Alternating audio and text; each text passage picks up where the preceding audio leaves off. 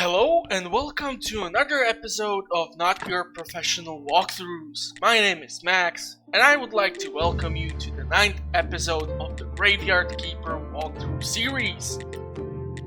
On this episode, nothing special will happen. This will be one of your filler episodes, let's say. However, in order to keep it fun, I will of course include a bunch of jokes and some funny videos just to keep it a little more entertaining. As in this episode we will mostly farm and gather up resources, so nothing really story-based related, but in order for us to once again progress further, I will start preparing more resources, do a coal run, and start getting our farming ready so that we can keep producing more and more in the future before we get our farms automatized by the use of zombies. Speaking of farming, look at who's helping us at our farm today.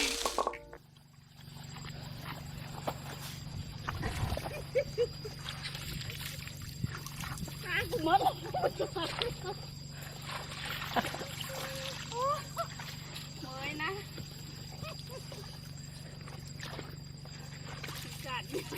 Lông đừng.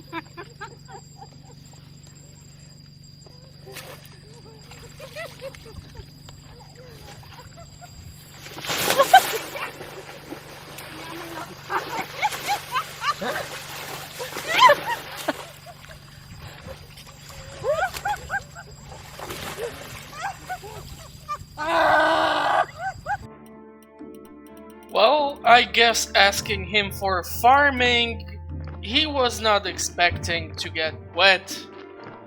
Anyhow, after we are done screwing around with our buddy over here in the fields, we will continue our day by more tasks.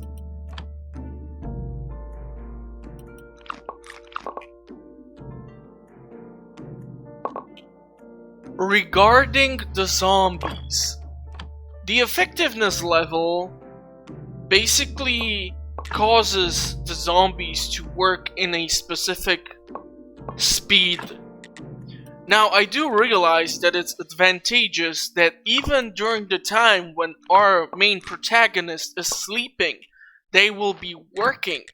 However, due to the fact that to create a zombie you require 10 fate points and 1 zombie juice, in the start of the game, I will most likely rely on supply runs. Now, these are not your supply runs such as in Zombie Apocalypse. I will just usually go to a place, prep it in order to allow us to gather up as many resources as possible, and then run home with a full backpack of resources. I do understand that you can push 20 logs in front of you, the same you can do with the iron ore. It's just due to the fact as how far the iron ore is, I will most likely break it down at set point and bring it over. By doing this, we will effectively speed up the travel time, and later on in the game, when I will probably purchase the teleportational disc, this will incredibly speed up the overall game so that you don't have to keep watching the main protagonist run through the map over and over again.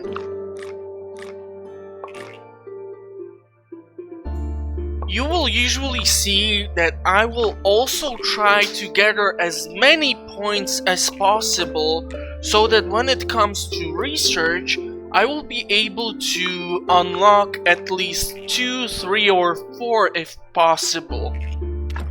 Later in the game, this will be much harder, as we will require points in the numbers of hundreds. So this will explain it, but right now we still have available researches where we can use just 20 or 50 points to get the research done.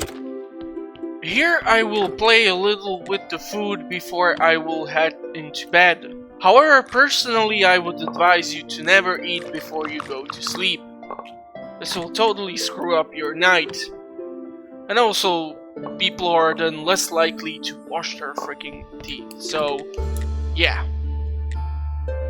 Anyhow, I'm gonna most likely skip some part as you guys don't wanna see me sleep.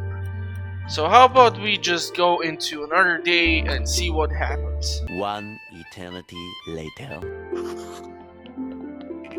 Okay, another day, another bunch of tasks.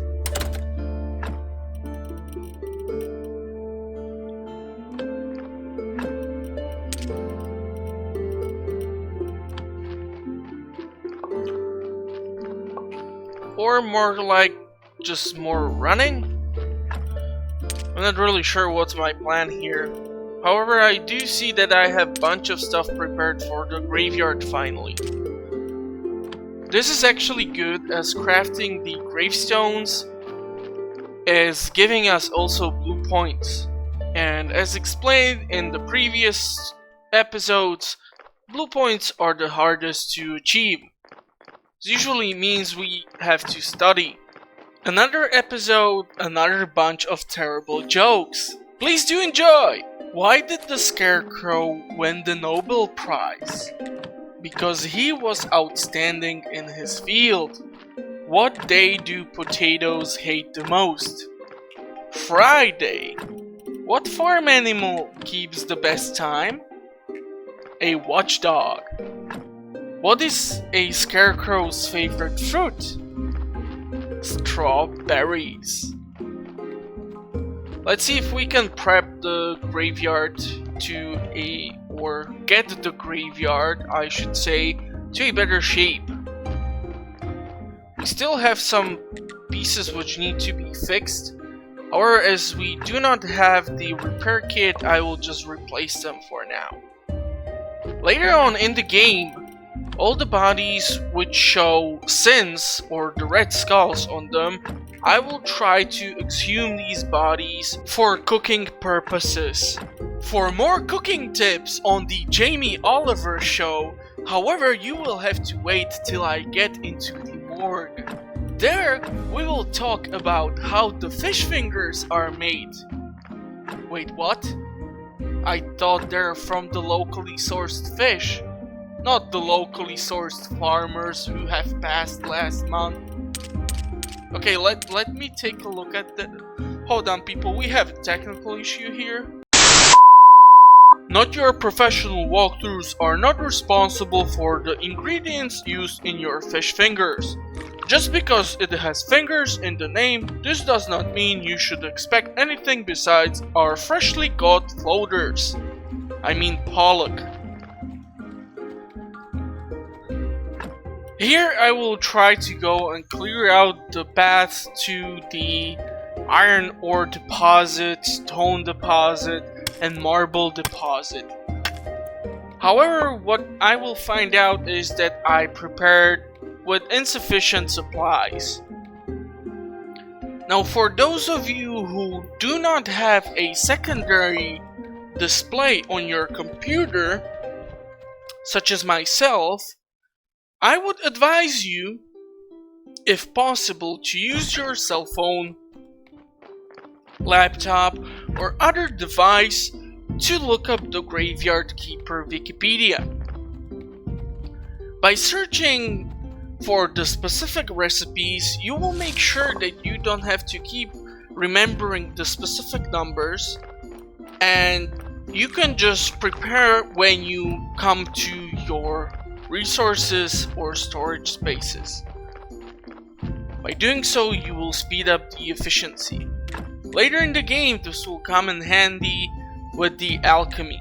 As I remember, when I first tried the alchemy without looking up specific recipes, well, it didn't end well.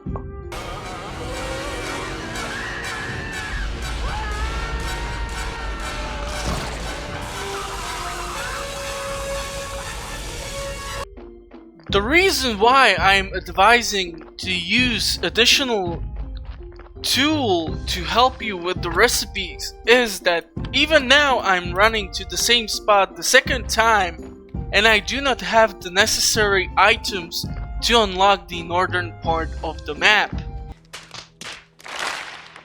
After I run back with the correct amount of resources, I am finally able to unlock the northern part of the map.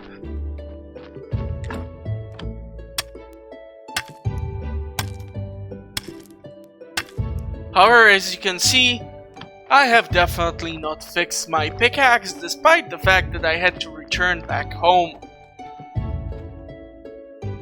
This big ass tree is later on used for the zombies. However, we would require actually 2 of them to supply us with the logs. And as the zombies are super inefficient in the start of the game, I will most likely be gathering wood on my own, as this will be much more efficient, especially with the better tools which I will craft later on. Now, what I will most likely do here is go unlock the hut by the mineral deposits and call it a day. And we will continue the next day, of course, to see what we can do. Here is one of the fishing spots. What we need to know is that each fishing spot provides us with a specific type of fish, and each of them have their own requirements to be caught. There are even achievements in the game for all the fish. However, right now I will not bore you guys with fishing. The fishing in this game is, however, much easier than, for example, in comparison to Stardew Valley. There you can lose the fish. Here, I so far did not manage to actually lose a fish which I managed to get on the hook. Therefore, you can possibly keep the fish on the hook even for a few minutes, and despite not filling up the bar, it will not escape. So this is at least a positive thing. So here I will fix the blueprint, and you will be able to see that we are able to lay down 4 blueprints for now.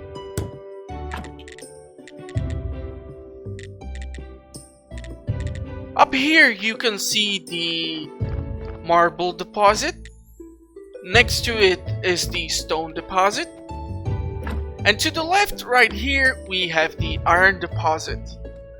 When we mine anything from these deposits, we will receive a large piece of ore, such as here, and we will have to break it down. However, that all will happen on the next episode. Till then, make sure to subscribe, and I will see you next time.